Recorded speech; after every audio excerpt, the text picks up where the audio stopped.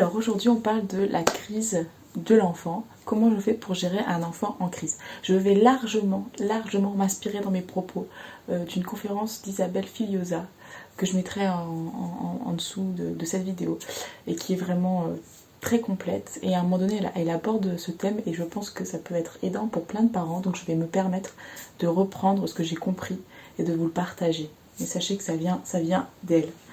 Donc elle explique bien d'abord que une crise émotionnelle, ce n'est pas de l'émotion. En fait, c'est un surplus. Une émotion, ça dure entre 1 minute et 90 secondes. Et c'est quelque chose qui se décharge. Ça passe soit par une chaleur, soit un mouvement, soit on va souffler, parce que c'est naturel. Ça, c'est une émotion, mais ça ne dure pas et c'est court. Et en fait, quand on va poser des mots sur une émotion, naturellement, ça va l'apaiser. Si vous voyez que vous avez de l'empathie pour votre enfant, dit ah tu es triste, et que ça l'apaise, c'est une émotion. Si maintenant il arrive après sa journée d'école ou de crèche et qu'il vous fait une grosse crise, il s'agite dans tous les sens comme ça, ce n'est pas une émotion, elle explique bien, et ce n'est pas non plus de la colère. La colère c'est comme ça, elle montre comme ça. La crise émotionnelle, c'est dans tous les sens. Et en fait, on parle de crise, mais en réalité, c'est comme si c'est un surplus de stress. Et à ce moment-là, il y a une agitation qui ne sera pas du tout canalisée en mettant des mots. C'est même pas la peine d'essayer. Parce que la plupart du temps, ça ne va pas du tout aider ou ça ne va pas suffire. À ce moment-là, l'enfant il est tellement pris, il est un peu comme dans une décharge de tension. Et pourquoi ça se passe à ce moment-là? Parce que vous êtes, en tant que maman, papa, en tout cas en tant que figure d'attachement privilégiée, souvent ça va être la maman, mais c'est pas forcément toujours le cas. C'est la personne qui s'est occupée le plus de l'enfant entre 0 et 9 mois.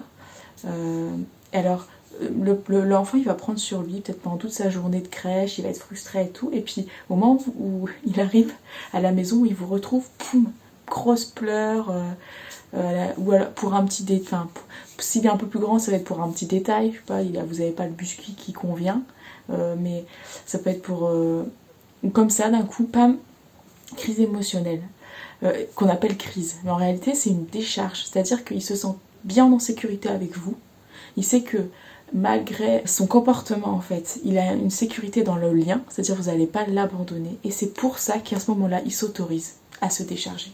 Il s'autorise à dire, ok, là, en fait, j'en peux plus, en fait, maman, en fait, ce qu'il dit, c'est, maman, papa, en fait, j'en peux plus, j'ai passé une journée horrible, ça, mais sauf qu'il peut pas le dire, et il a accumulé du stress dans sa journée, il a été obligé, peut-être, il y a eu des petites tensions comme ça, et au bout d'un moment, ça doit être déchargé. La seule façon en tout cas là qui est exprimée par Isabelle Filiosa et qui me semble judicieuse, c'est de le prendre dans les bras. Alors au début il va s'agiter, donc il faut réussir à le contenir sans évidemment ni vous faire mal ni lui faire mal, mais simplement lui donner une contenance pour justement resécuriser. C'est comme si là en fait c'est un surplus et il y a besoin de sécurité. Mais quand ça va pas, quand on est sous stress, il y a 3 attitudes, soit la sidération, soit la fuite qui va essayer de partir comme ça, soit l'attaque. Mais en fait, c'est une réaction biologique. Mais c'est juste que là, il y a du stress. Donc, donc vous le contenez, et dès que vous sentez que ça s'est apaisé, poum, vous mettez son attention sur quelque chose. Vous lui donnez un autre jouet, vous lui dites ah bah tiens, regarde. Parce que sinon, après, c'est vrai que quand il va s'apaiser, il va être dans vos bras, et il va se dire ah mince, pourquoi maman me tient dans mes bras? Parce que là, hop, c'est comme si ça s'apaise, il revient un peu, on va dire, à lui. Il va dire, ah bah c'est sûrement qu'il y a quelque chose à pleurer, et il va pleurer. Et pour rester dans vos bras. Mais en réalité, si vous voyez qu'à un moment donné, ça s'apaise, pam, et vous pouvez le laisser aller à l'extérieur, et c'est comme si sa curiosité, elle va repartir. C'est la dynamique d'attachement et d'exploration. Il y avait trop de stress, il vient vous le décharger, vous le contenez, vous contenez son agitation en fait interne qui devient externe, et c'est comme si vous mettez des barrières de sécurité, et à un moment donné quand vous voyez que ça s'est apaisé, pam, vous le remettez vers l'extérieur, à une curiosité extérieure pour laisser le fil se dérouler.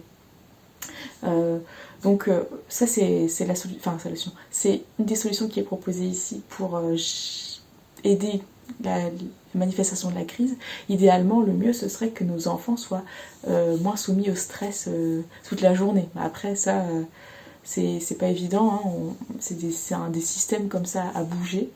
D'ailleurs, par rapport à des systèmes à bouger, je vous conseille, si vous êtes parent, la lecture des lois naturelles de l'enfant de Céline Alvarez, qui me semble être un livre merveilleux pour justement expliquer tout ça, tout ce qui se passe. Et donc après, pour ce qui est des émotions, le but ça va être d'éviter la crise, c'est-à-dire le surplus.